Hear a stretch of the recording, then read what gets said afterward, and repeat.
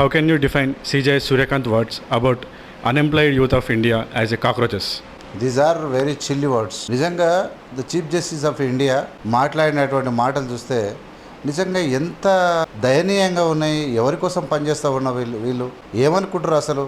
ఇంత రాజనీతి తెలవని, ఇంత నీతి తెలవని వాళ్ళు కూడా ఈ స్థాయిలో ఎలా పోతున్నారు అనేది అందరు నరేంద్ర మోడీకి అన్నదమ్ములాగానే తయారయ్యారు. ఎందుకు ఇట్లా మాట్లాడండి? ఈయన సిజేఐ అన్ఎంప్లాయ్ యూత్స్ను కాక్రోచ్ అంటాడా? వాళ్ళు ఆర్టీఐ అడుగుతున్నారు అంటారా? సిగ్గుండాలి కదా ఈ భారతదేశ ప్రధాన న్యాయమూర్తికి. ఎలా మాట్లాడతాడు? ఇవాళ అన్ఎంప్లాయ్ యూత్స్లో కాక్రోచ్ పార్టీ పెడితే 6 రోజుల్లో 6 లక్షల మంది జాయిన్ అయ్యారు. రేపు 60 రోజులల్లో దేశం మొత్తం అన్ఎంప్లాయ్ యూత్ జాయిన్ అయితే ఉరిపెట్టుకొని సావాలి. What your thinking? అంటే కంప్లీట్గా నరేంద్ర మోడీ అడుగుజాడలో నడుస్తూ ఉన్నది ఈ దేశంలో. ఎన్నికల వ్యవస్థ అయినా లేదంటే న్యాయ వ్యవస్థ అయినా ఈ దేశ ప్రధాన న్యాయమూర్తి ఇంత బరువు బాధ్యత లేకుండా అన్ఎంప్లాయ్ యూత్స్ అంటే నీకేమంత చిన్న చూప?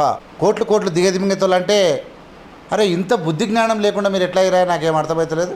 ఒక సుప్రీంకోర్టు భారత ప్రధాన న్యాయమూర్తి యూత్ను పట్టుకొని ఒక బొద్దింకలు అని చెప్పి అన్ఎంప్లాయ్ యూత్ అంతా ఒక కాక్రోచ్గా మారారు. వాళ్ళు మీడియాలో మాట్లాడతారు, క్వశ్చన్లు సోషల్ మీడియాను ఆసరగా చేసుకున్నారని చెప్పి మాట్లాడడం.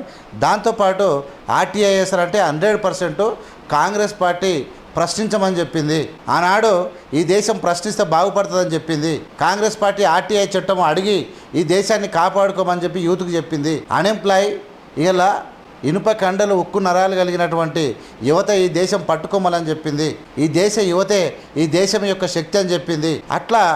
ఇట్లా చెప్పినటువంటి కాంగ్రెస్ పార్టీ ఉంటే సిగ్గుమాలిన దౌర్భాగ్యమైనటువంటి ఈ బీజేపీ పార్టీలో మొత్తం యూత్ను కొండవై ఒక పార్టీకి అప్పచెప్పి ఒక మతానికి అప్పచెప్పి దేశ ఐక్యతను సమగ్రతను దెబ్బతీసి యూత్ను అన్ని రకాలుగా కులాలుగా మతాలుగా విభజించి ఈ దేశాన్ని నాశనం చేస్తున్నటువంటి తీరు చీఫ్ జస్టిస్ అయితే సిగ్గులేని మాటలు. The chief justice of India should take back his words because the young generation are tortured by Narendra Modi since 10 to 12 years.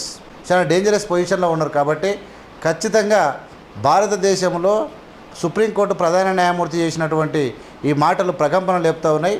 Cockroach party పెడితే 6 రోజుల్లో 60 లక్షల మంది అంటే ఇది మామూలు విషయం కాదు. ఇలా భవిష్యత్తులో కాక్రోచ్ పార్టీ దెబ్బకు బీజేపీ అనేది కుప్పకూలేటువంటి అవకాశాలు కనబడుతూ ఉన్నాయి. కాబట్టి బుద్ధి జ్ఞానం తెచ్చుకోవాలి. మనం పెద్ద స్థాయిలో ఉన్నంత మాత్రాన ఏదైనా మాట్లాడవచ్చు అనుకోవడం చాలా పొరపాటు. అది నరేంద్ర మోడీకైనా ఈ దేశ ప్రధానికైనా ఈ దేశ అత్యున్నత న్యాయస్థానం అయినటువంటి న్యాయమూర్తి అయినటువంటి చీఫ్ జస్టిస్ ఆఫ్ ఇండియాకి కూడా అదే వర్తిస్తుంది. మీరు ప్రజల కోసం ఉన్నారు. మీరు అన్ఎంప్లాయ్ యూత్ను ఎంప్లాయీ యూత్గా తయారు చేయాలి, గౌరవించాలి. వాళ్ళకు ఉన్నటువంటి ఇబ్బందులను బాధలను తెలుసుకొని వాళ్ళని ముందుకు తీసుకుపోవాలంటే ఏం చేయనీకున్నాం? ఆయన సిగ్గువాయ్, ఇజ్జత్వాయ్, పరువాయ్. అంటే మొత్తం మీద ఈ బీజేపీ తుడిచిపెట్టుకుపోవడానికి ఈ కాలం కలిసి వచ్చి కర్మ కలిసి వచ్చింది. రేపు ఎన్నికల కమిషన్ను బీజేపీని నరేంద్ర మోడీని ఒక ఆట ఆడుకుంటారు. Social media వంగబెట్టి దంచుతున్నది ఒకరినొకరిని. సిగ్గుదప్పిన మాటలతోని ఈ విధంగా అందరు దొరికిపోయింది. ఈ ఎన్నికల కమిషన్ అయితే ఒట్టి బట్టెవాజీ కమిషన్ తయారైంది ఈ దేశం లోపల. దాన్ని నమ్ముకున్న నరేంద్ర మోడీ గెలుస్తూ ఉన్నాడు. ఇక చివరికి ఈయన కూడా వంతవాడే చీఫ్ జస్టిస్ సాబ్ కూడా. నేను ఎప్పటి నుంచో చెప్తా ఉన్నా, అయ్యా కోర్టులు దొమ్మరి కింద పడ్డాయి, కొంతమంది తయారయ్యారు, వాళ్ళ వల్ల కోర్టుకున్నటువంటి ఎంతో నమ్మకం కూడా పోతా ఉందని చెప్పి వెరీ క్లియర్గా చెప్పడం అనేది గమనార్హం. 100% ఇలా చీఫ్ జస్టిస్ ఆఫ్ ఇండియా ప్రజల ముందు యూత్ ముందు బొక్కబోర్ల పడ్డాడు అని చెప్పి తెలియజేసుకుంటూ ఖచ్చితంగా కాక్రోచ్ పార్టీ అనేది రిజిస్ట్రేషన్ మొదలు పెడితే మీ బీజేపీ కానీ మొత్తం ఖాళీ అయిపోయే అవకాశాలు ఉన్నాయి. కాబట్టి ఖబర్దార్ అంటూ ఉన్నారు, యూత్ హెచ్చరిస్తూ ఉన్నారు. యూత్ నరేంద్ర మోడీపై ఎంత వ్యతిరేకత ఉన్నదో ఈ కాక్రోచ్ పార్టీ అభివృద్ధిని చూస్తే మీకు అర్థమవుతుంది. చూస్తూనే ఉండండి ఏవిఎం మీడియా. లైక్ చేసి షేర్ చేసి సబ్స్క్రైబ్ ప్రజలకు పంపండి. Thank you so much.